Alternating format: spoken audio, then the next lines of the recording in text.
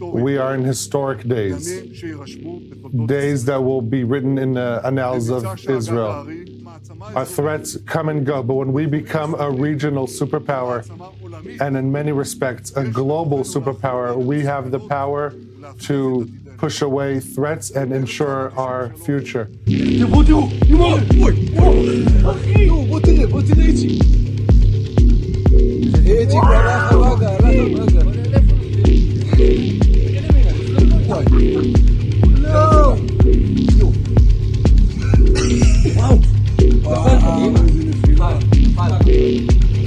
just said it is a little excursion and you said it is a war. So which one is it?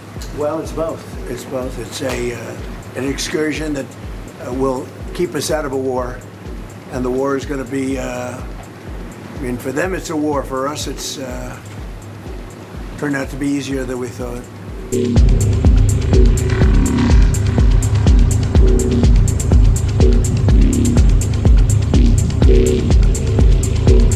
تحاصروا.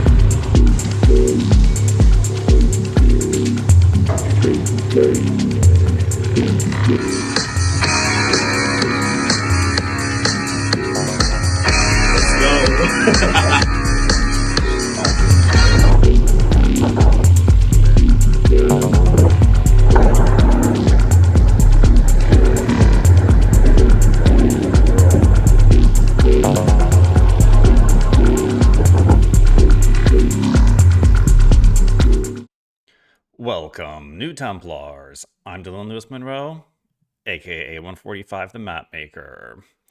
This is the second video about the Iran conflict, and the big rumor, which is obviously in the title of the video, is people speculating whether Bibi Netanyahu is dead or alive, killed by Iranian airstrikes. Or, of course, in the truth community, you know, some of us are saying that he's actually been dead for a long time. But are we about to see the scripted death of whoever was playing Bibi Netanyahu? Or are we going to see him continue as a more blatant version in AI, the way a lot of people are talking about the most recent clip of him that came out? People are saying it seems like AI. So I'm not really completely buying that. A lot of people are saying it looks like he has 6 fingers or that he's moving awkwardly. But either way, I would say that that could be AI, not because of the 6 fingers, but just because of everything we know. So we'll just have to see. Like a lot of things in this war, it's speculation. It's people posting on Twitter. It's Iran posting possibly their propaganda. And no one really knows for sure either way. Is it going to be something that the white hats or the mainstream media try to cover up and, you know, present AI going forward? We'll just have to see. But either way, it's kind of exciting to see at least even speculation, and I would even say reasonable speculation, that we may have seen the end of Bibi Netanyahu. But so this video, I'm going to go through some of the leading opinions and theories about the war, including my own latest opinion about it, which is actually connected to some of the other things that I've seen on Twitter, talking about London connections with Iran, the financial theory around all of this, and of course the military versus CIA theory. Then we're going to go into some war updates, some of the major points that have happened in the past week, and then a little side segment talking about the Albert Pike connection, because I've been hearing a lot. I listen to Nino, and he likes to reiterate many, many times that, you know, Albert Pike predicted these 3 world wars. And so I was researching into that a little bit, and I found some interesting information, possibly contradiction to that theory. So I'll go into that just briefly. And then lastly, I want to talk about Trump in good old Cincinnati, where I am right now, hometown Cincinnati, and northern Kentucky, where he gave a public speech next to the airport there. And gotta say, there was a little bit of some cringe vibes happening, but have not completely lost faith in the plan or the maestro or the white hats yet myself. But sometimes we gotta kind of clench our teeth and bear through some of these cringe moments where, you know, this war is not necessarily very popular. No one was, I don't think, like booing or anything. And is this his first real public speech since he started this war? And so it was a little bit risque. I think he chose a pretty safe location, being in northern Kentucky. That draws in a lot of people from rural Kentucky and, some very red areas in the surrounding. But it's a little bit dicey to be, campaigning on peace and no new wars, and then rallying for the midterms and just like talking about this Iran conflict and just expecting people to cheer for it. And so I haven't watched actually the entire video. I'm not really going to critique necessarily the speech he gave, but we have some other things to critique there, including the background of Jake Paul's 𝕯𝖊𝖚𝖚 prime energy drink. And, just still remaining questions about who is really in control here. Is this still the white hats, or is this someone else? Is this the same Trump that campaigned that we know and love? So we're going to get to all that in this video and more. So kicking that off with some of these new opinions about Iran. Obviously, I've been thinking about this a lot for the past week. I've sort of settled into it, from the first shock of realizing like this is happening. It seems to be a campaign promise contradiction, but I'm still standing by sort of the conclusions I came to last week, in that this may fall under the category of obliterating the deep state rather than stopping wars and peace. Certainly can't say it falls under no new wars in the Middle East, because that's like exactly what it is. Yet at the same time, I brought up in my video last week that Iran may have some connections to like the highest levels of control on this planet, possible like Persian connections to some of the top black nobility families, possibly exopolitical reasons for this conflict related to the Anunnaki, which I think Carrie Cassidy even has new videos talking about that. And I've seen in the past week SG Anon posting about potential Stargate reasons for this conflict in Iran, similarly to what some of the more UFO researchers assessed about the Iraq war back then. But I'm going to look at this now this week from a few other perspectives, which I think are just as valid and maybe even more pertinent to regular everyday rationales. The number one being that it may seem like the U.S. is being a little bit of a bully in this conflict and in the region and in the world in general. But who is really the bully here? Who is holding the world hostage by threatening to blockade the Strait of Hormuz? That would be Iran. Who is a radical fundamentalist Islamic regime that promotes jihad terrorism, oppresses women, and whose ultimate goal is worldwide Sharia law, which we've already seen the consequences of that set of laws, that mentality becoming more of a problem in countries that have had unlimited Islamic immigration, such as UK, such as France. We cannot have a safe and secure world as long as that kind of regime threatens critical energy corridors, like the Strait of Hormuz. At any time, they could make absurd demands on the world and threaten the entire global energy supply and thereby the whole world economy. And that is simply unacceptable in a modern and scientifically enlightened world, to have a religious zealot state with that much power and influence. It is therefore deep state and slated for obliteration under this white hat military new world order, you could call it, or change in world order. So that's one of the many reasons why I'm tentatively supporting this. And I also have to say, although he did not campaign on this, people with a way more advanced intel and knowledge than the general population, like they just simply can't always tell people everything they're planning to do, especially Trump. We know from the military side of things, he does not broadcast his plans. And so, you can't really campaign on a surprise attack. Like that just wouldn't work. And so, he campaigned on where he wants to take America.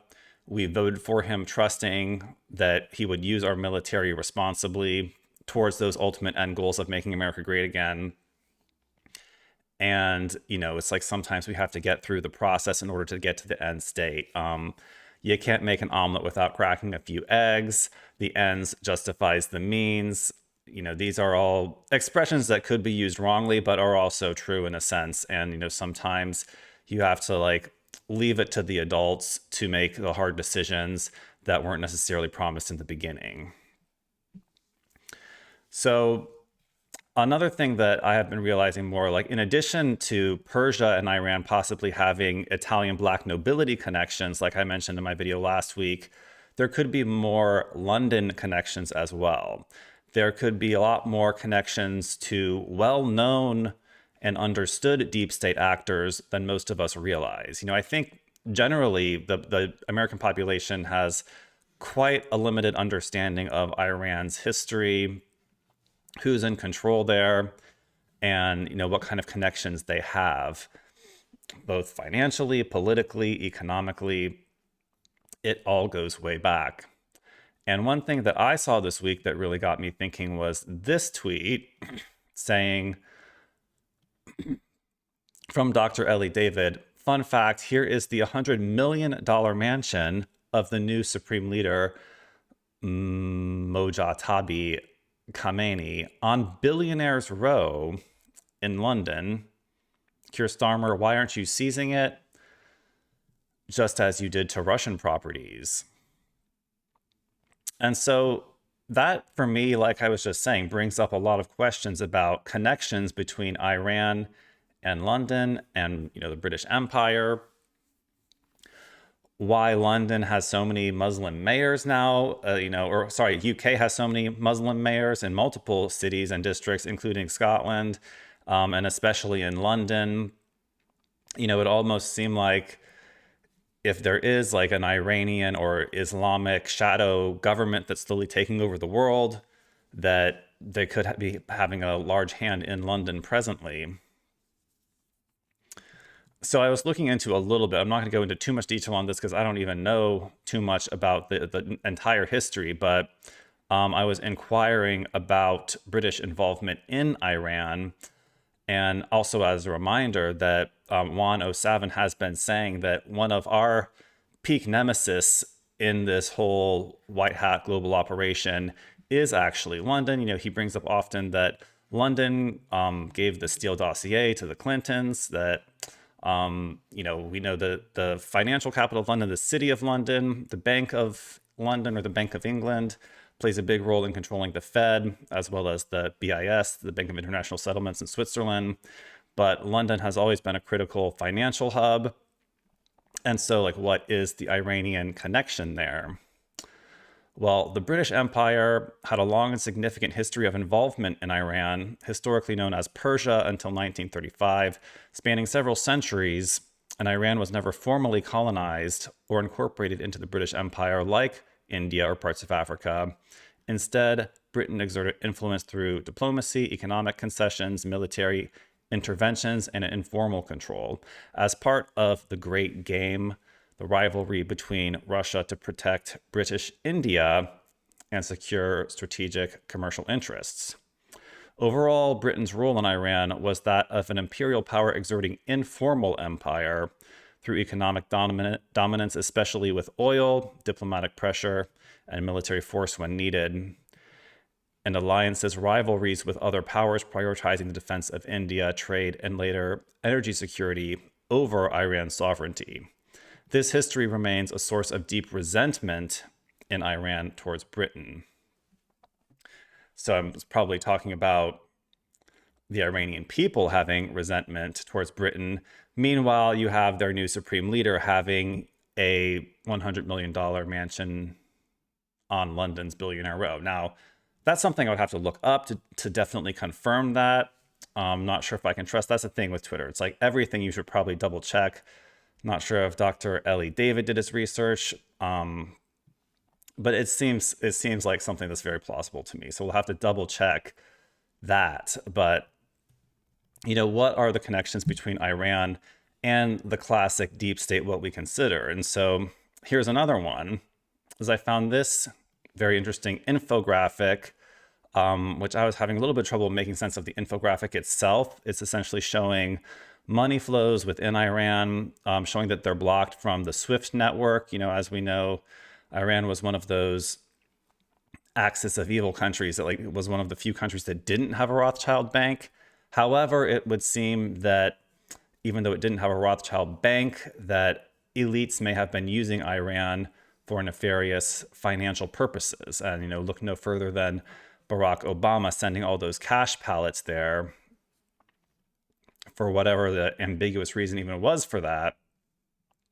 Probably not what we were told on the surface was true anyways. This is also showing that Iran sends money to China as a sanctions bypass route and money to Turkey as a SWIFT bypass route. Money to Dubai doesn't really say exactly why, but this infographic is explained a lot more in this tweet by Whale Guru, saying the real reason they're bombing Iran is being scrubbed from the internet. 20 years, this is how long the machine ran. 2.1 trillion laundered through Iran, not by Iran, through Iran. The country you're watching get bombed into rubble. It was the offshore account for the most powerful people on earth. Central Bank of Iran, the IRGC Qud Force, dozens of shell companies in Dubai, Turkey, Switzerland, and Caymans. All of it is connected. U.S. prosecutors confirmed.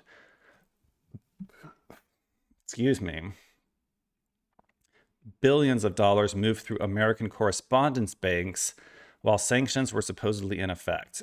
Sanctions were announced publicly, money kept flowing privately. The same banks that got caught paid small fines and kept going. FATF flagged Iran as jurisdiction of primary money laundering concern. Nothing changed. Do you understand what this means? 2003, the Iraq war starts. Iran pipeline opens. 2006, Iran removed from SWIFT. Shadow banking absorbs the flow. 2012, sanctions tightened. 104 billion in crypto sanctions. Busting flows documented. Let's see, where were we here? 2015, Obama's 1.7 billion cash plane to Tehran as a hostage payment. Sure. 2019, single wire transfer, 18 billion, unattributed, never explained.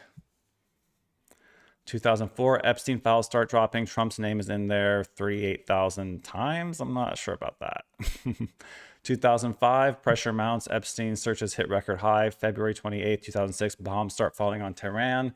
March 1st, Google searches for Epstein drop 95% overnight. March 10th, Hegseth declares the most intense day of strikes yet. Every bomb that drops on Tehran destroys records. Every bank they hit erases transaction history. Why would they bomb a country they were doing business with? Because that's exactly why they have to bomb it. The war bought 14 elections. The war funded the Epstein network. The war that kept the deep state funded and untouchable for 2 decades. The question is, what happens to the dollar when the world figures out what Iran was really used for? 2.1 trillion doesn't disappear. It goes somewhere. Prepare accordingly. So, you know, I can't verify everything that he says there is true or well-researched, but I've seen multiple people bringing up this financial angle here. And I think, you know, a lot of people say all wars are bankers' wars. And so this financial aspect of the Iran war is definitely something to look into. And then this last one here from, I see Jack Straw reposting it. Maybe it was originally from Clandestine.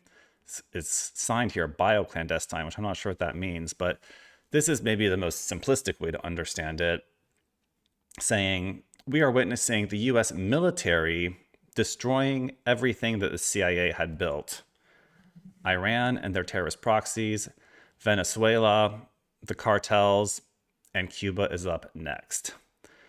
I think the CIA has been cleansed and their global terror network is being destroyed. So that's all good and fun and sounds quite plausible to me. You know, we have whenever there's a war like this, there's multiple reasons, there's multiple theaters, there's multiple economic, political, energy sector reasons for these things to happen. And so once again, we're not just killing one or two birds with this stone or these stones, we're killing dozens of birds with these stones, masses of illegal activity on all different fronts, hopefully coming to an end and, order being brought to this rogue jihadist state, we can call it. So some of the updates, like literal war updates since the last video, just in general, it's been missiles going back and forth every day, every night. Iran getting hit, all of the US bases in the Middle East getting hit, Israel getting hit, the cities of the Middle East randomly getting hit. And the picture you're seeing right here is of Dubai's financial center. I'm not an expert in the city of Dubai and like all their different things, but my general understanding here is that this is like essentially like their World Trade Center of Dubai. Looks like they've been hit on the highest tower there, which is not a good look. I'm hearing influencers saying that the streets of Dubai have really cleared out, as well as the beaches. So, everyone that thought that city was a safe, like Western haven in the Middle East is having serious second thoughts. And just even a few bombs landing here and there in Dubai is really killing the economy. And so I'm sure they would like this to end soon. I heard that the king of Bahrain fled the country. So it's just hitting right and left. Now let's see. Got one of the USA's targets in this. Let me see if I can find my picture. Where did I save it? Oh, there it is. So it's kind of been informally announced that one of our targets is called Karg Island, which is where Iran exports approximately 90% of its crude oil through this one singular terminal. So if we could take control of that one island, that could potentially be essentially equivalent to taking control of their oil industry. Now, obviously, the big problem is the Strait of Hormuz, getting both tankers and all kinds of different ships, freight ships through that channel without being bombed or mined by Iran. I'm not sure why the military is having so much difficulty. I'm sure they've blown up the Iranian missile batteries lining that passageway, but maybe they're shooting missiles and bombs out of hidden little hidey holes that pop out randomly all throughout that little stretch. I'm not sure exactly how long their coastline is by the stretch. It's about, I think, a 9-mile or so stretch of ocean there. So it's basically ships are sitting ducks in that passageway. And the new thing is using mines as well. I'm not sure which vessel they're using to plant these mines or if they've been pre-planted or what. But, Trump said, be brave and just go through the Strait of Hormuz. And now multiple ships have been blown up trying to do exactly that, including some American ones and freight ships from other countries. And so there's an insurance issue with insuring these ships and a big hesitancy for ships to actually pass through there. And so a little bit's getting through, but it's at quite a cost of danger and, potential of having an explosion and losing.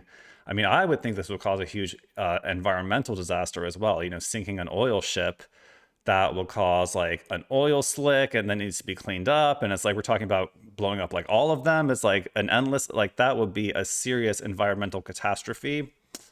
So, I also wonder, I gotta say, I did have watched Mike King speaking on Patriot Underground and News Treason. And he's coming to the assessment once again, like Gaza, that this is all just fake, that this is all basically in the media. Everything we're seeing is staged. Whatever is going on with Iran has already been worked out behind the scenes. And I'm a little bit skeptical of that point of view, to be honest. But, that could be the explanation for some of these things. Well, if an oil ship got blown up, where's the oil spill? Why isn't there the media talking about oil spill cleanup in the Strait of Hormuz? It just kind of moves on to the next thing. So, there's some aspects of this where it's like, like Mike brought up the point that supposedly, I think I've heard multiple things, but Israel blew up oil depots near Tehran, and we saw video footage of a huge black plume of smoke one day.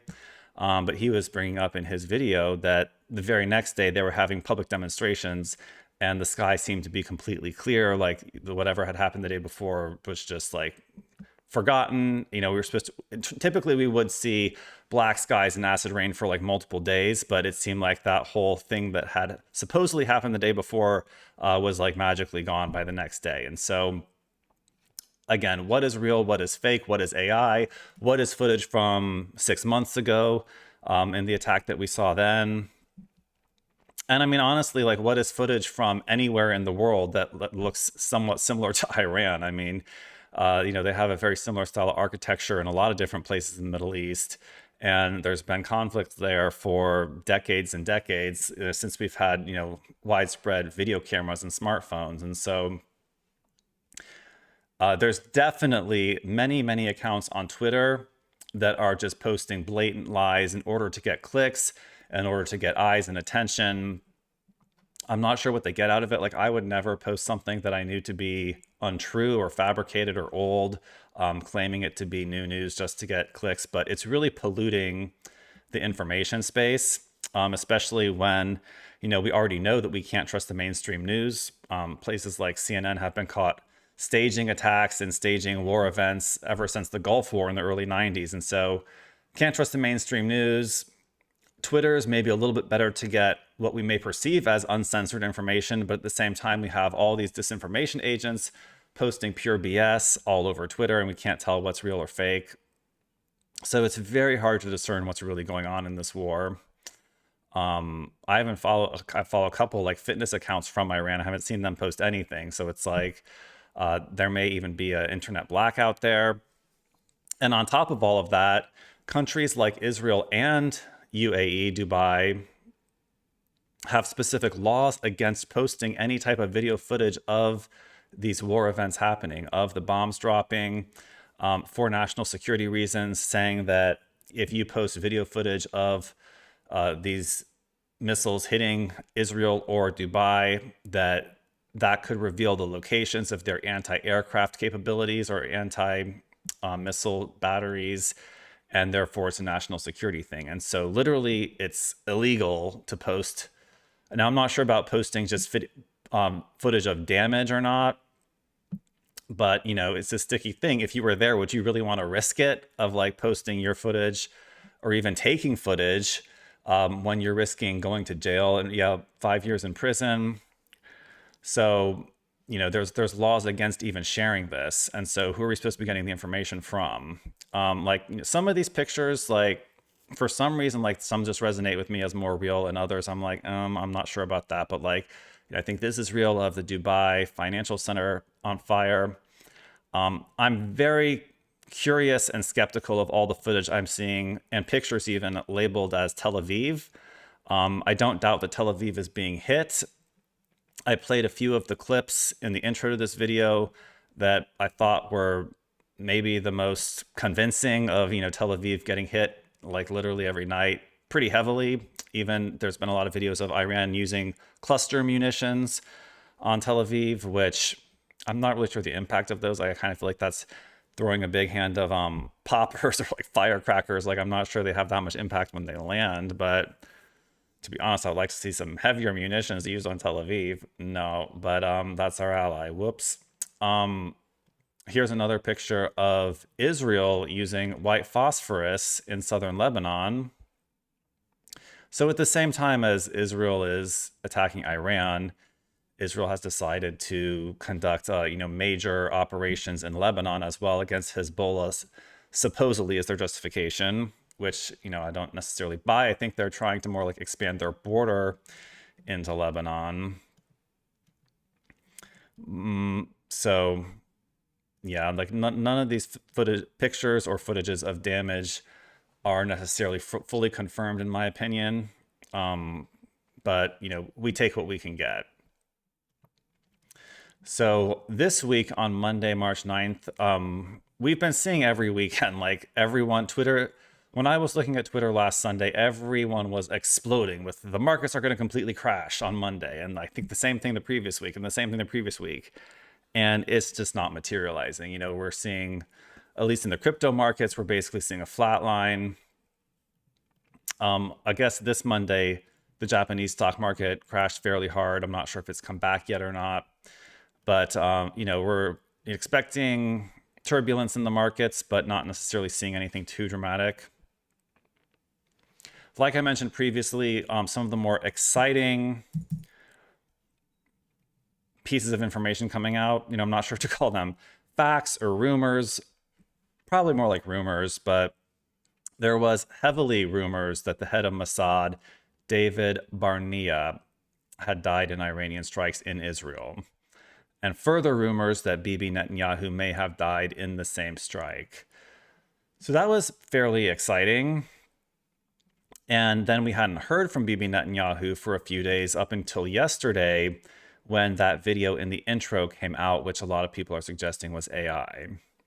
Now, the content of that video, what he was saying is a whole nother thing, because it's like, a lot of these things never would have happened. People would probably think before the White Hats were in control of the situation. But, we have Bibi Netanyahu talking about Israel becoming a superpower, not just in the Middle East, but in the world. So this is like basically like the confirmation of every anti-Semite for the past 50 years.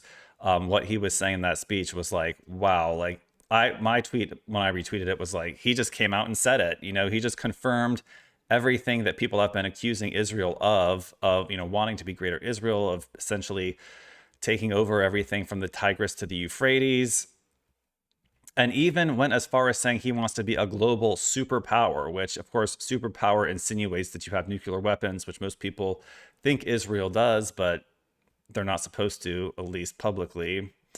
So whoever that was in that video of Bibi Netanyahu, whether it's really him or AI, or the White Hats portraying him, essentially confirming everything that anti-Israel people have been saying for years, is very interesting. And it seems a lot is coming to the surface. We haven't necessarily seen yet a rift between Trump and Israel, like a lot of us are expecting eventually. But I believe that may be coming in the near future. And we have seen, actually, I should mention this, I don't have everything on my notes here, but I'm just remembering things as I'm going, allegations that Israel is actively doing false flags in several of its surrounding neighboring countries. The first allegation I saw like that was from, I believe, Dubai. And people were saying that the missiles that had come in and hit places in Dubai came from essentially the wrong direction. They came from the direction of Israel as opposed to where the direction of Iran would have been. And so we saw that. And then I have a tweet somewhere, but there was accusations that Israel is actually the one shooting missiles into places like Turkey and a lot of different of these Middle East people who are supposedly their partners or members of the Abraham Accords. Israel seems to be firing missiles into all of its neighboring countries, and with the expectation that it will be blamed on Iran. So of course they're up to their good old false flag ear gun tactics that Israel is essentially known for. And now with a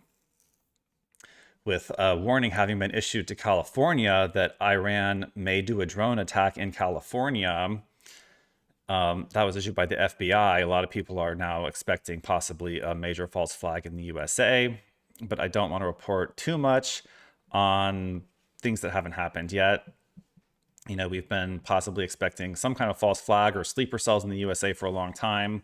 What has happened, obviously, is the shooting in Austin by someone wearing a Praise Allah t-shirt at a bar. And just yesterday, I think there was a car ram into a giant synagogue and preschool in Michigan, actually just on the border of Ohio. Somehow didn't kill a single Jew. Not that I wanted him to, but it's like, was that a false flag as well? Like, you got to wonder, when someone drives a car into a preschool and doesn't get a single kill, it's like, it's a pretty bad fuck up as a terrorist, pretty incompetent terrorist, if you ask me. And we saw an insane police response. Like, there's one photo circulating of the police response to this incident in Michigan, which shows, I mean, I couldn't count, but it looked like literally hundreds of police cars, like comparable to the Miami Mall incident on New Year's Eve 2 years ago or 1 year ago, when supposedly like aliens came through a portal in the mall and like they called every police car within like 50 miles. So, something happened in Michigan yesterday at a synagogue that mandated like a huge police response. I mean, the police response, you would expect like Moses came through a portal and started killing people, but supposedly a 0 kill count. Oh, and the one other thing was in New York City, someone throwing a homemade explosive device that didn't go off in a crowd. So that's another one where I'm like, I'm not impressed with these sleeper cells yet. Like, it's not too impressive, the abilities of these Iranian sleeper cells. We have like one dud bomb, one dud synagogue preschool car rammer, and how many died in Austin? I don't remember exactly, but at least Mike King was saying there was a lot of aspect to that looked like it was a false flag stage, like a Sandy Hook thing where no one actually got hurt or died. But I'm not completely on board with those theories that all of this is fake. Now, I think it's more plausible that real stuff is actually happening, both in these terrorist attacks at home and in the war in Iran and in these attacks hitting the other Gulf nations. I think real stuff is happening. The real stuff is most likely being censored. As we discussed, there's laws against even sharing these things. And possibly what is getting shared is being manufactured for whatever reason as like, kind of like how they had Stanley Kubrick film the moon landing in a studio, then they did the real thing, but possibly in real life, but didn't necessarily show that footage, or maybe they did, or they had backup footage. So it's just all kinds of possibilities. Like, I do think that there is war and destruction going on, but there's also parties involved here that have a reason to want to produce fake versions of these things to share with the masses. And so again, it's very hard to discern what is real and what is not. This was a very interesting article from RT that I kind of would really suggest to everyone check this out. I think I shared it on New Templar's Telegram channel, because it's not too often you hear about crusades in the news these days. But this was a fully serious RT article with a very well put together 10-minute video about the crusade aspect of this. Like, is this a new crusade in Iran, Christian Zionism, and the holy war gripping the Middle East? The US-Israeli war in Iran has its roots in a cultural crossover that features contradictory claims of religious zeal. So I thought that was a very interesting one. And, we are called New Templars here. We took the name New Templars just based on a meme that I created. I created a logo and a word that was a meme initially. And then when we were making this channel, we were just like, hey, let's use that. So, I didn't have necessarily a great, humongous passion for Templars necessarily. But, in retrospect, I think there's a reason for everything. And, I do think that Christendom needs to be defended, that we don't just need to open our doors to African immigrants and Islamic immigrants and just let everybody in and let our culture be completely bulldozed by these demographics that reproduce faster than us. In terms of the Middle East, do I think we need a new crusade in the Middle East? Well, I certainly wouldn't mind to reestablish the Kingdom of Jerusalem. It's not my first priority, but, sometimes I wonder why, Islam and Judaism have taken over the Middle East and Christians seem to be sort of sidelined in all of it. But I'm not a champion for Christianity either, or especially not for like mainstream Christianity and mega churches. More of a Gnostic myself, which is another reason why we went with the name New Templars, but I don't consider myself a pure Gnostic either. So I'm a multi-spiritualist, you could say. But it seems like a lot of people in this administration and the people orchestrating this war maybe are a little bit more of what you would call Christian Zionists, especially Pete Hegseth with his 𝕯𝖊𝖚𝖚 tattoo on the arm, and the Islamic text he has there, Arabic text that says heathen, I believe, or something like non-believer in Allah. So there could be like sort of a Templar crusade aspect to this. When you really research the history of the Crusades, they weren't the most successful military campaigns. It was like the first crusade made a little progress, and then every subsequent crusade was like trying to sort of compensate for it, and a lot of them were like total failures. And so maybe that's not the best reference, but there's some kind of a crusade Templar aspect going on here. Let's see, my Rumble on my phone where I'm monitoring the comments has frozen, so I'm just gonna try to close that and maybe reopen it, and maybe turn off my Wi-Fi so that the stream has all of the juice from the Wi-Fi. One moment here. All right, we're back. So a couple other developments here was 3/11 big boom in Iran.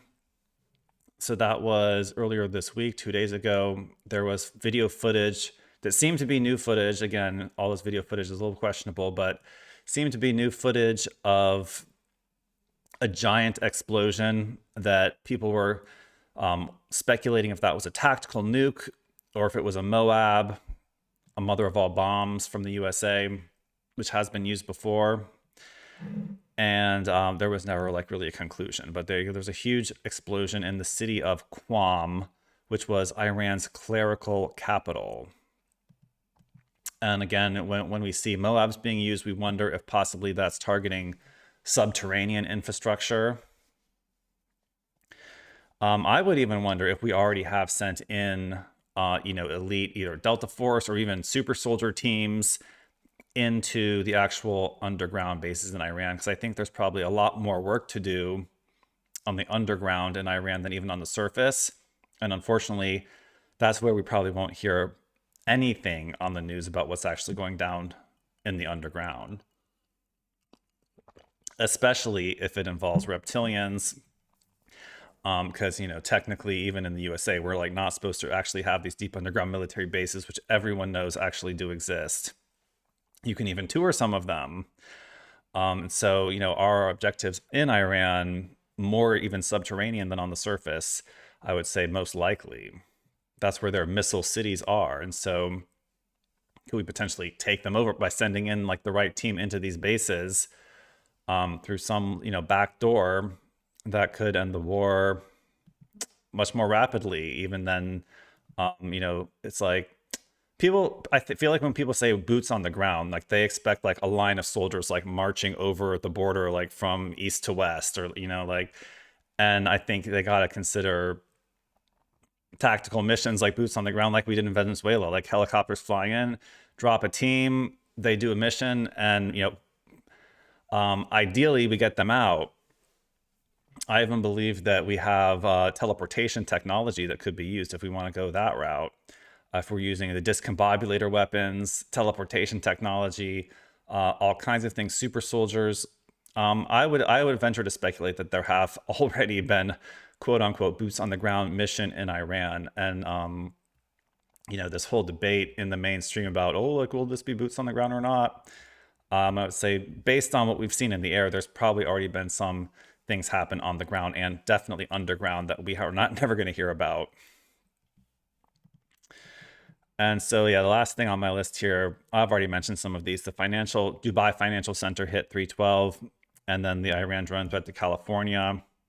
I saw a picture actually of the Golden Gate Bridge in relation to this Iranian drone threat, and that kind of got me thinking, like, how many drones would it really take to bring down the Golden Gate Bridge? It's a marvel of engineering with those tall red pillars and all those cross cables.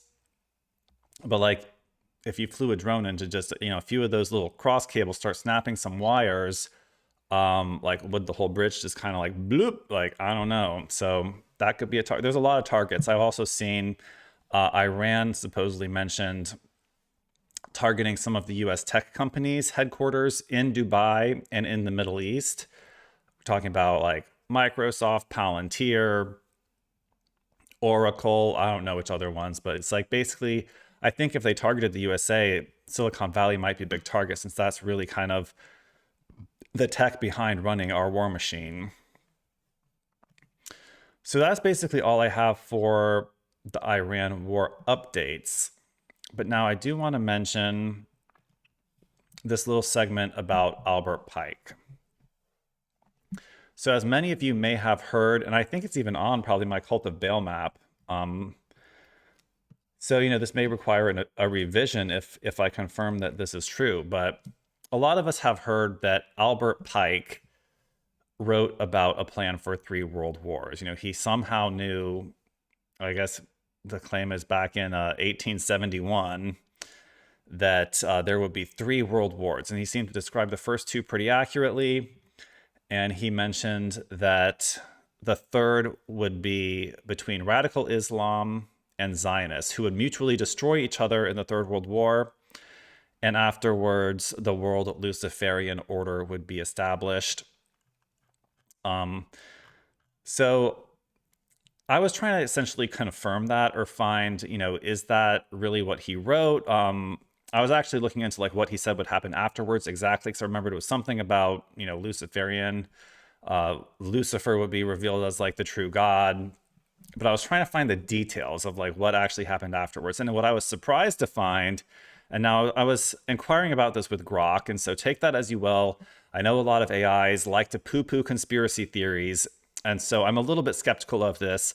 But the more I asked and dug into this, the more I was like, did he ever write this letter? So supposedly, asking about this, the reply was that the claim about the letter originates from a document that first appeared publicly in the 1950s, popularized in William Guy Carr's book called Pawns in the Game.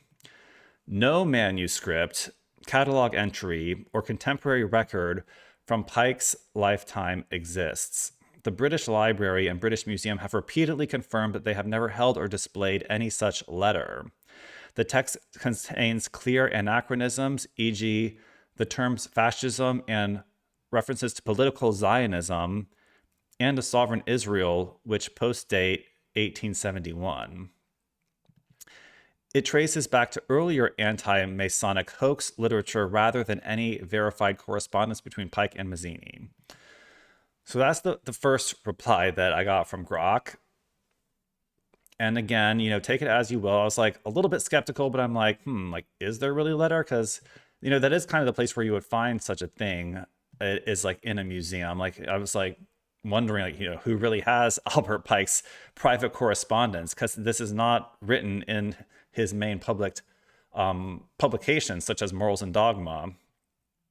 So like Grok, I was like, Grok fact checked me on that one big time.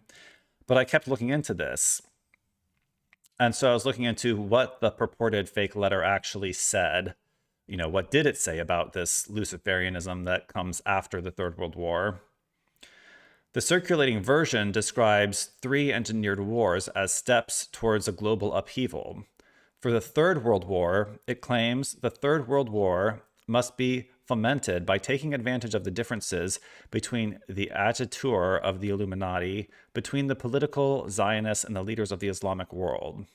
The war must be conducted in such a way that Islam and political Zionism, the State of Israel, mutually destroy each other. Meanwhile, other nations, once more divided on this issue, will be constrained to fight to the point of complete physical, moral, spiritual, and economic exhaustion. And so what happens afterwards, the text continues, with a formidable social cataclysm unleashed by nihilists and atheists. All right, now just a warning. The first time, this is written in kind of like old-ish English, and the first time I read it, it was kind of a struggle. So I'm gonna try to get through this. But this is what the text says. Now, whether this is Albert Pike or fake Albert Pike, it still seems to be quite an interesting and accurate so far prediction. I mean, what we're seeing right now is exactly what this prediction was saying. This is a conflict between political Zionism and fundamentalist Islam, exactly as whoever made this prediction predicted. And so whether it's fake or real, I find it interesting, and I'm interested to even understand what they predicted would happen afterwards in terms of this Luciferian aspect.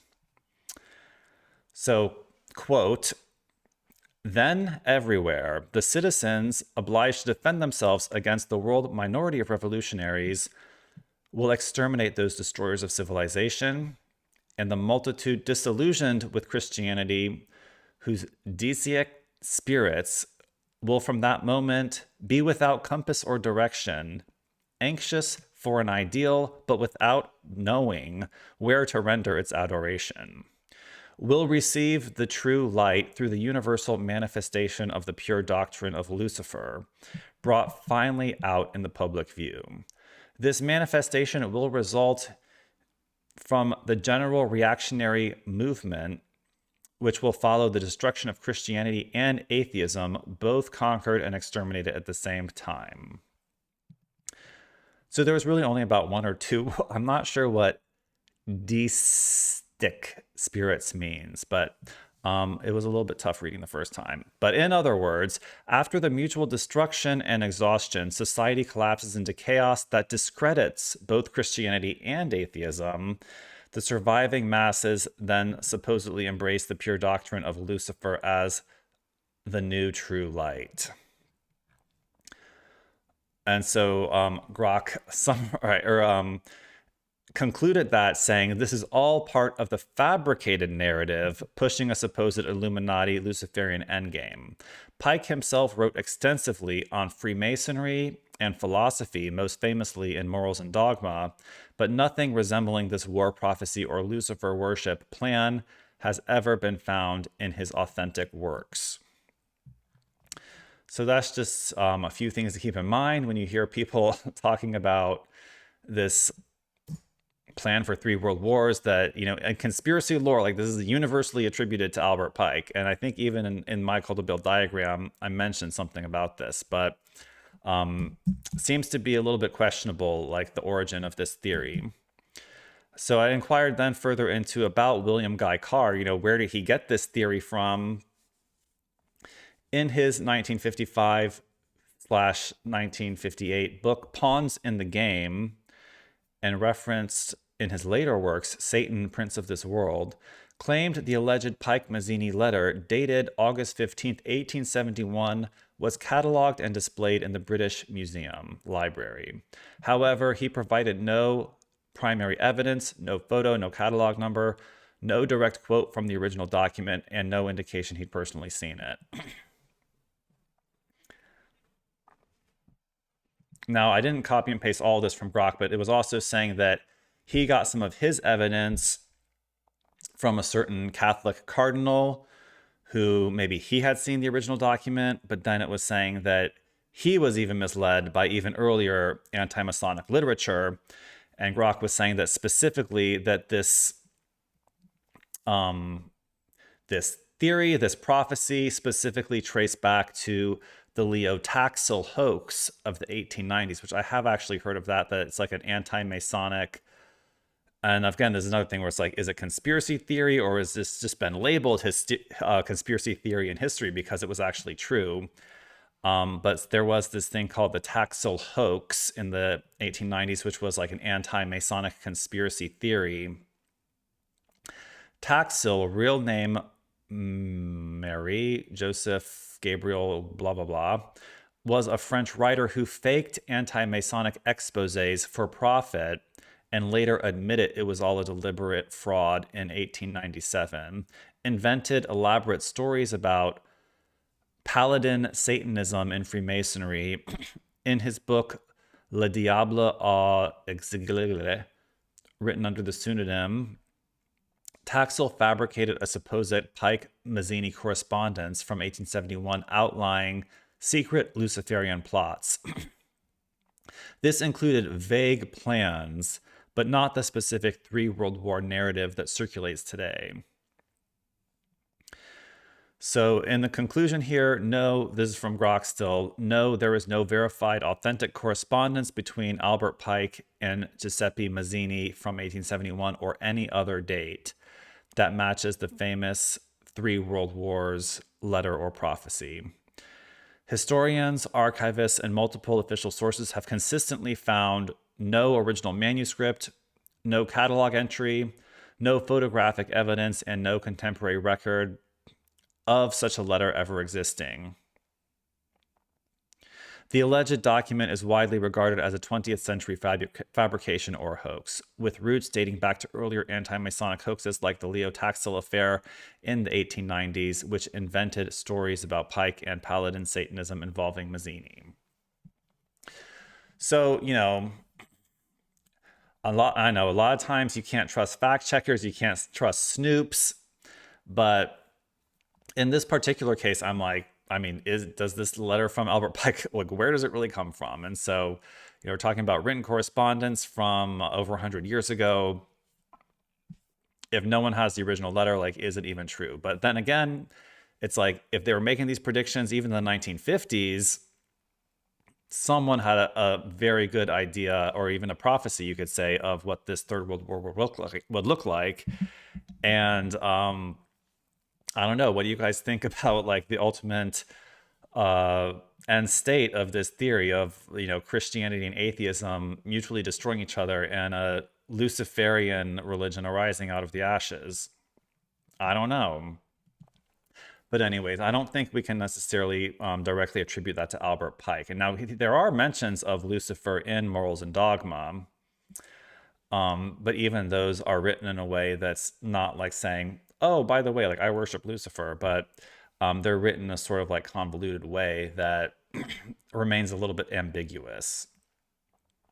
So once again, I would say do your own research on that, but I think there's maybe a few too many people in conspiracy podcasting that are throwing around, you know, mentions of this 3 world wars, you know, as if it's like 100% established fact, when like there's no original document. And so again, you know, like with the Iran war, like, you never really know. It's like they've done so much manipulation of our history.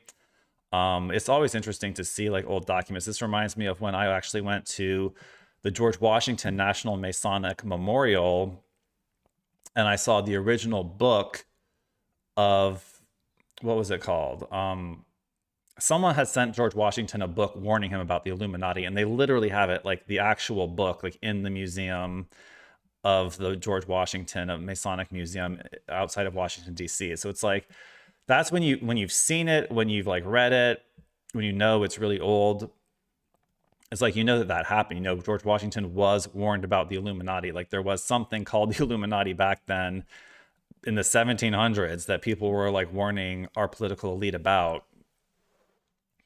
So like, I mean, that was, you know, that was like firsthand evidence for me. So I like that. I like confirmation. I like declassification. I don't like rumors. I don't like misinformation. I don't like disinformation. So it's all very interesting. Now, wow, it took me longer than I expected to get through the Iran information. We are an hour in, and it's time to remind you guys to check out dsmp.io before we get to Trump's visit to Cincinnati. I want to just remind you guys, check out dsmp.io to support the new Templars and to help spread the information. Our latest diagram is the sovereignty certificate, which you see is now behind me here. It has replaced the Ashtar timeline in front of the crystal there. And we've had a little bit of issues getting the printed color of this correct in the bulk production. However, we are currently selling this as a made-on-demand poster, which turns out perfect every time. This one is the made-on-demand. We're shortly going to have the mini posters as well, and hopefully going to be able to get the big bulk production posters printed correctly. And I'm not sure why we're having such color issues.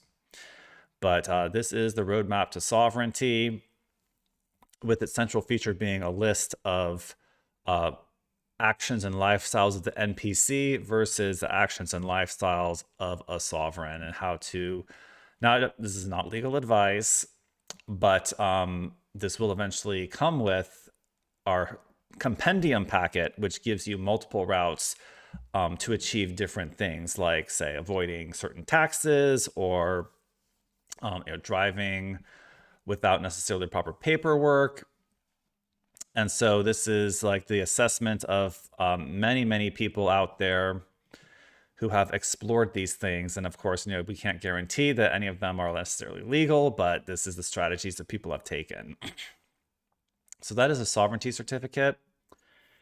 And big announcement that we have just opened up a whole new section of D.S.M.P's shop called D.S.M.P Gallery. And so we're now dividing everything between artwork and gallery.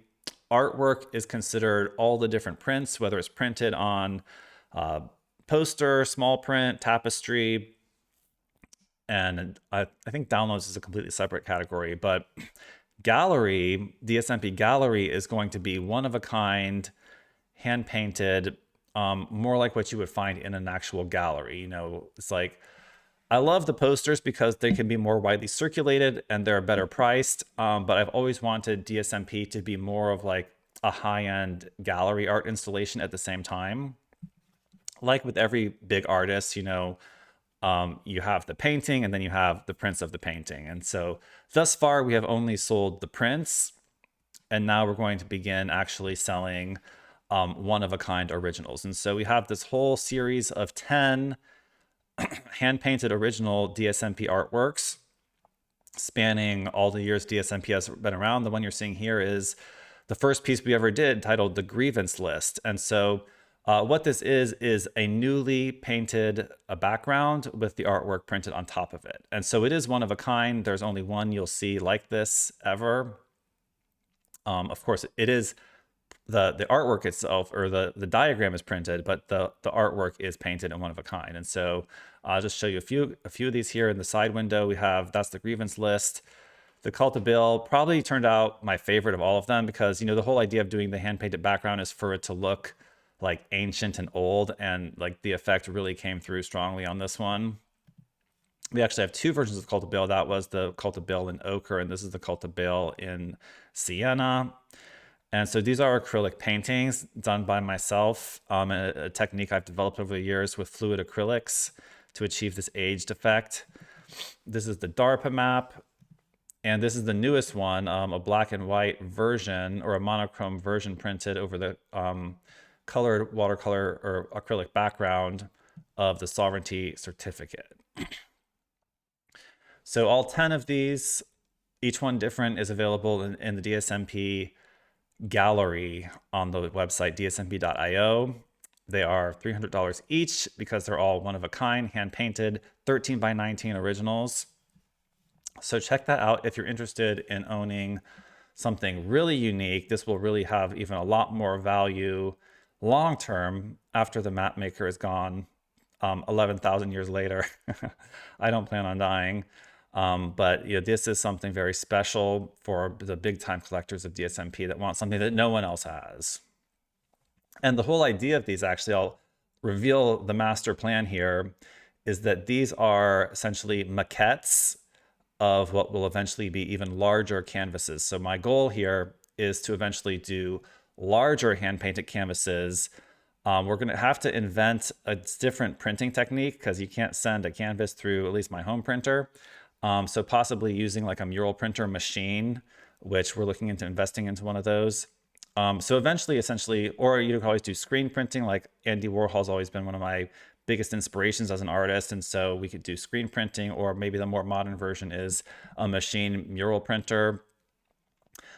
So the goal here eventually is to have big D.S.M.P canvases, be in the National Gallery, be in these big art shows like Art Basel in Frieze, New York. I know it's a very liberal scene and I'm not going to fit in, but that has been my goal ever since becoming an artist, was to be like acknowledged, be in galleries, be in shows, and be in museums. And we've already been in a couple of museums, but trying to break into the mainstream art world, and you can't really do that with just mass-produced posters. And so this is the new thing for D.S.M.P. And of course, we have the whole rest of the shop with a bunch of other categories. And so check out this brief 60-second promo showing you everything else we offer at dsmp.io. Truth seekers, are you ready to uncover the secrets they don't want you to know? At dsmp.io, we're not just a store. We're a portal to the unknown, prints and posters that unveil hidden truths, From ancient mysteries to modern cover-ups, fill your space with tapestries woven with cosmic secrets. Tap into the energy of hand-selected crystals to awaken your mind. Explore exclusive packets packed with forbidden knowledge. Cleanse your body and spirit with products designed to strip away the toxins of a corrupted world. In the chaos of today, we give you the tools to stay sharp and to stay awakened. This is more than shopping. This is a movement. Step through the portal. Discover the truth. dsmp.io. Truth disguised as art. So there it is, dsmp.io.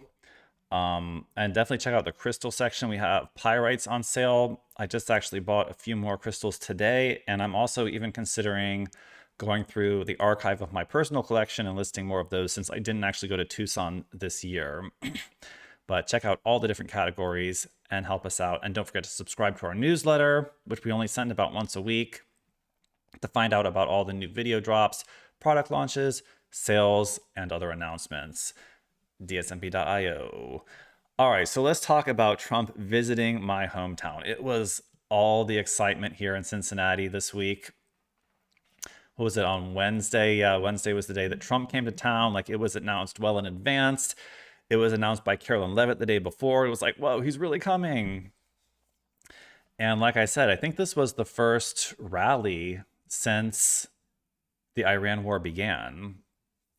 And even before, you know, I wasn't even sure if I would actually call it a rally, because like although it was announced, it wasn't exactly said like what he was actually going to be talking or doing, or, you know, it was just a little bit unclear before he actually came, because he was speaking at two different locations.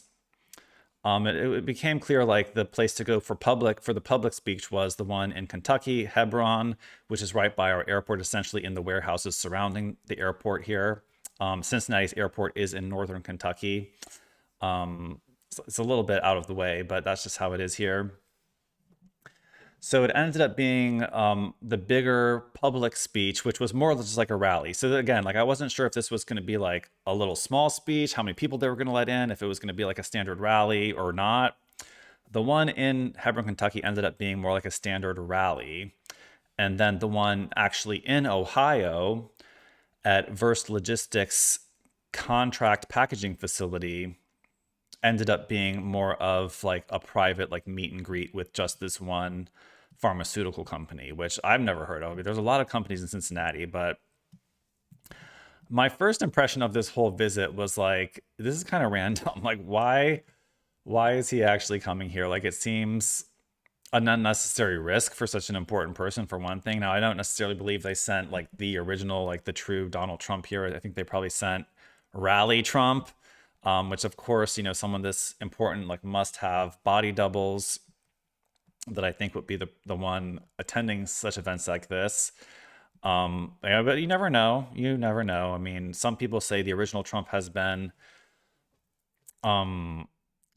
bunkered up in Cheyenne Mountain ever since 2020. And certainly there have been photographs of him at different times when, you know, it becomes very clear that there's different versions of him going around. You know, one somewhat more obese one that goes golfing, and, you know, just you never know which is the real one, to be honest. But I would say the least likely candidate for the real one is the one that goes to these public rallies. But either way, you know, it's kind of exciting to see him. It definitely draws a crowd. But why Cincinnati and Kentucky at this time? Why Thermo Fisher Scientific and Verst Logistics? A little bit random. One of the biggest companies in Cincinnati is P&G, which also makes pharmaceuticals, I believe. And so, like, why visit Thermo Fisher as opposed to P&G is one of my questions. Did he make other stops while he was here? Was there some kind of a secret visit that people weren't aware of? I mean, we are fairly close to Wright Pat military base in Dayton. But if he was going there, I think he would fly into Dayton. The Thermo Fisher Scientific was in an interesting part of town. It happens to be adjacent to a neighborhood called Amberley, which is the rich Jew neighborhood with synagogue there. So, like, did he possibly stop there? There's other industry in Cincinnati, including defense contractors. So did he make possibly other secret stops that weren't televised? Was his reason for coming here something more obscured or top secret? And then he sort of covered that up with making these other stops is one of my questions. But either way, it felt like Cincinnati was kind of in the big time now. He mentioned that he loved it, that he lived here for 3 summers when he was young. So it was a rainy day. I think he was late. I considered actually going to the Hebron speech. I knew that was the one where he was going to have more of a public audience. I just wasn't sure when the speech would be, how long it would be, if it would be a full rally speech or not. But from what I have heard, for anyone planning to see Trump and trying to understand like the process here, like it is a grueling process to see a Trump rally, like physically grueling, I would say. And from what I heard, the front of the line to see him began forming at 9 a.m. Doors were set to open at 1 p.m. The line was, they said, a quarter mile long or longer. I would probably guess longer. In the rain, people walking through the freight entrance of this like warehouse behind the airport seemed a little bit not the nicest venue, but got the job done. And then from what I saw, I'm not sure the exact time he started speeching, but I saw the speech live on the White House YouTube channel by 5 p.m. So that means if you walked in the door at 1, you've probably been standing there for like 4 hours before he spoke. And I'm not sure if that's because he was late or if that's when they planned or if that's how they planned to do it. But I mean, so people at the front of the line who actually, if people at the end of the line might not have even gotten in, So people at the front of the line that got there at 9 a.m. were waiting from 9 till literally 5 to see him speak. So what is that? 9, 10, 11, 12, 13, 14. Well, 8 hours. That's a long time to wait. And that's probably why there was an older woman that passed out in the front row behind him during the speech. So in his speeches throughout the day, he made some interesting statements, one of which was in the intro to this video when I think Pete Ducey asked him, is this a excursion or is this a war? And you saw what he said in the intro. He was like, it's an excursion for us, but it's a war for Iran.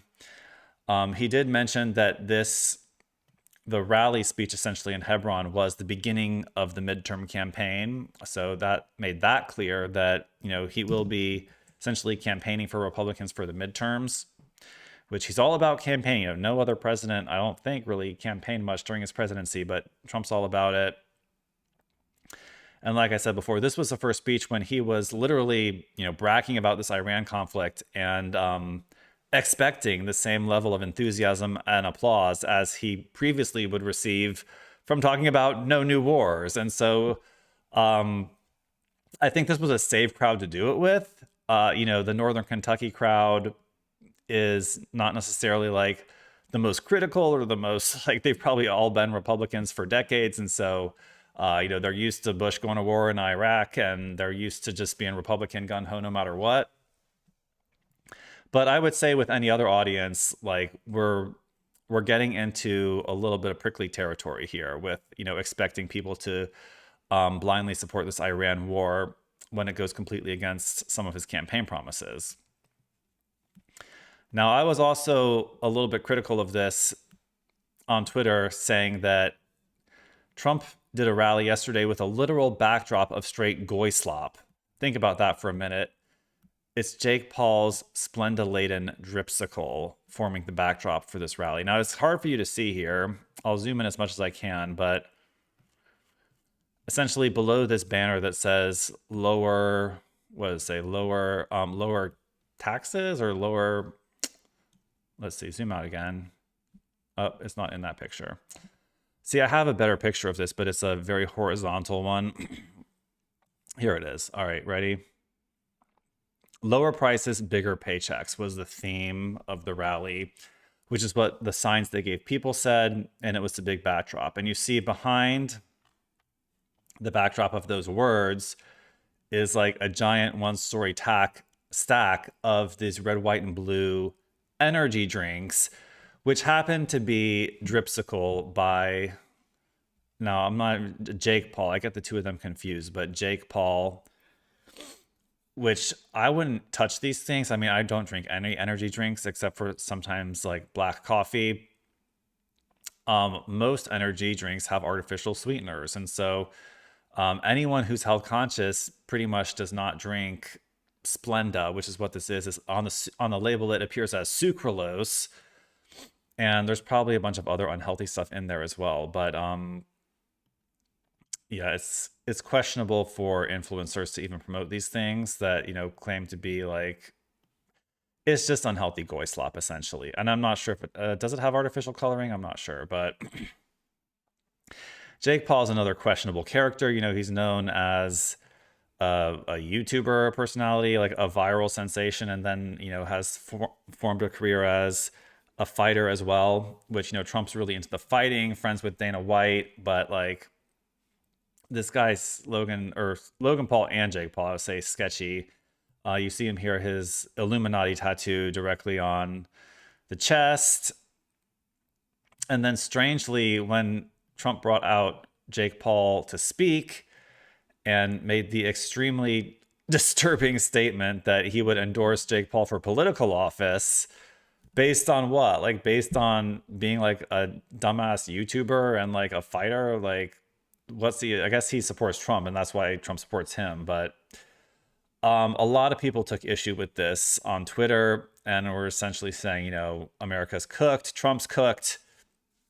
Another one of Jake Paul's big product lines is antiperspirant, I believe. And strangely, he's wearing a tan suit with like giant pit stains, which obviously is not the best sales pitch if you're like an antiperspirant salesperson. And so he sells a toxic energy drink. He sells ineffective antiperspirants, and Trump's endorsing him for office. So yeah, the energy drink backdrop was essentially embarrassing. Endorsing Jake Paul for political office was embarrassing. And so a lot of people on Twitter are saying the aura is gone. And my final assessment is that this rally was fairly cringe as fuck. It seems like Trump is now losing the PR war, but seemingly on purpose. It almost seems like the White Hats or whoever's controlling this Trump show is almost giving him like the Biden treatment. Like the way Biden was so bad, it was almost comical. Like they were trying to destroy the Democratic Party. It almost seems like whoever's running Trump's PR campaign right now is almost like trying to destroy the image of Trump and trying to destroy even the Republican Party. I mean, part of the reason for this speech was Trump campaigning against Thomas Massie, who a lot of people, especially conspiracy theorists, consider to be one of the most anti-establishment Congress people in all of Congress. And so like Marjorie Taylor Greene, a lot of the true American patriots are horrified by Trump's feud with MTG as well as Thomas Massie. And so it's not the best look for MAGA. It's just what we're saying here. And so, like I said, it seems like whoever is running the Trump show is trying to destroy it the same way that they destroyed the Democrats with Biden. And what is the goal here? Possibly to destroy both parties so that people lose faith in politics altogether, disengage, and stop voting, and then the swamp creatures can run free. Now, that's not the most optimistic assessment here, but what has occurred to me since forming that assessment was that think about the Phoenix. The Phoenix self-immolates and then rises from the ashes. And maybe that's what they're planning to do with Trump. Like maybe we're going through this. We've also heard both Q and Trump say that, you know, he's taking all the slings and arrows. So he is bringing things to the surface.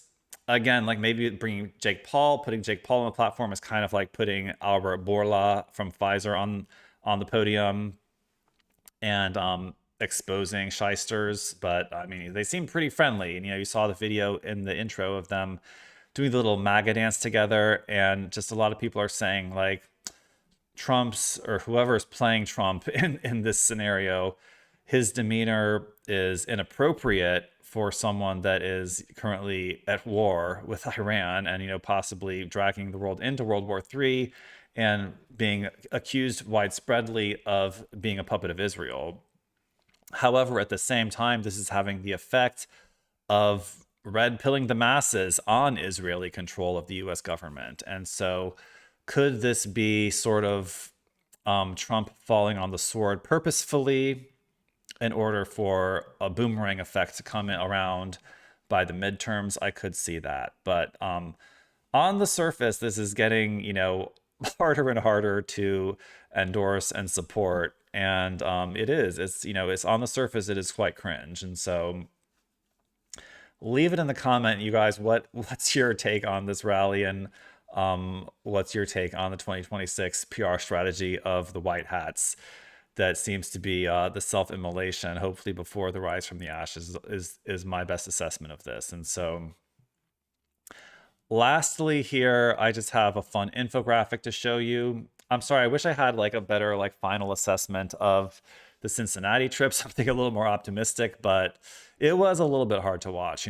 Ultimately in the end, I was very glad that I was not one of the people in the audience behind him, because people were making fun of them, saying Kentuckians are not the most sophisticated Americans, and they were just poking fun of how the people in the audience looked. And I was like, gee, it's not where I would want to have my face necessarily. I am still supporting the Maestro and MAGA and the administration, but they're really sticking their foot in their mouth quite a bit lately, and making it harder to still maintain dignity and support this. But, like I said, I think there could be ulterior motives for this Iran war that aren't being disclosed. And also just, the surface objective, even without even considering that is Trump in office, the surface objective of eliminating a fundamentalist Islamic regime that's blocking the most critical energy corridor in the world seems to be a reasonable usage of the U.S. military, in my opinion, just minus everything that Trump has even said about it. Just those fundamentals of the situation seem to be this may be a critical move to establish peace throughout the world. And so the last thing I have here is a pretty cool infographic that has been floating around, a few different versions of this floating around, actually. Maybe this was inspired by my own world hierarchy pyramid, or some of the earlier infographics that actually inspired my world hierarchy pyramid. But it's nice to have such a pictorial version of this, showing the global power structure with the people, the Hollywood stars, the world leaders, under the Masons, the Vatican, the Zionists, Rockefellers, and Rothschilds, under the royal families. And this one puts Baal at the top, which is sort of the new Baal's becoming more widely recognized now at this point as the actual deity that these elites hold at the peak of this power pyramid. Now, of course, I will say that my world hierarchy pyramid is much more detailed, much more accurate, and even extends past the evil at the top into the higher realms of exopolitics, extra-dimensional entities, and the angelic realms of the Judeo-Christian faith, up to the highest, most high, which even I'm considering even doing another infographic, even more further exploring the hierarchy. It's called the God Mind Map, which even explores the hierarchy within the mind of the Most High, and how we can look at our whole universe as a reflection of the internal workings of the mind of the Most High. But either way, I thought this was a good infographic pictorially and, accurate up to what it covers. And so it's also good to see things like that going viral to get more wider recognition within the general population of how and who really operates this world. But of course, if you like that one and you want something more detailed, the world hierarchy pyramid from D.S.M.P is exactly that, and much more detailed and sophisticated rendition of that same concept. And so that's it for now. I'm going to keep monitoring the situation, seeing what happens in Iran, seeing what happens with the Maestro and his apparent self-destructive spiral, if he can turn it around before the midterms, or if the midterms will be canceled completely. or if, we'll see the MAGA agenda shine through the clouds of war eventually, which I believe we will. I have not lost faith in the Maestro. And I don't think that he's like making mistakes and tripping up. It seems like it's almost so bad the past few weeks that it seems like it's almost intentional, and that, he's doing this, like I said, to take the slings and arrows, to expose certain things that, he's willing, he's already won. Like, he's on his supposedly last term. So he is sacrificing his own reputation to bring other evils to the surface, which in the end, I think, his legacy will be a positive one. That rally in Hebron was a little bit tough to get through, a little bit embarrassing, like I said, but won't be embarrassing in the end when the evil is eradicated and the deep state obliterated. So that's it for this one, guys. Once again, make sure you check out dsmp.io for everything I've mentioned in the video. Sovereignty certificates, world hierarchy pyramids, and much more. We've got the QWeb over Donald Trump's mugshot here hidden behind the philodendron plant. So make sure to like and subscribe on this video, share it, follow me on social media platforms, and we'll see you guys on the next one. New Templars.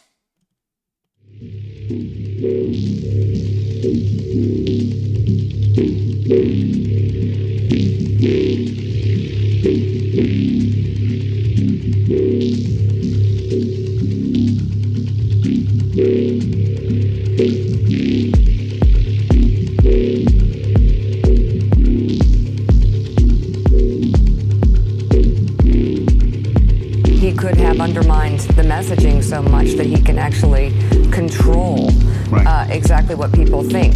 You've been living in a dream world, Neo. This is the world as it exists today.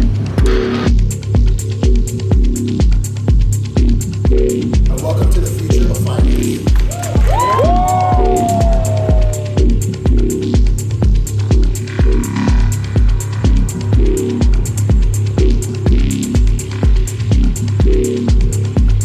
Our movement is about replacing a failed and corrupt political establishment with a new government controlled by you, the American people.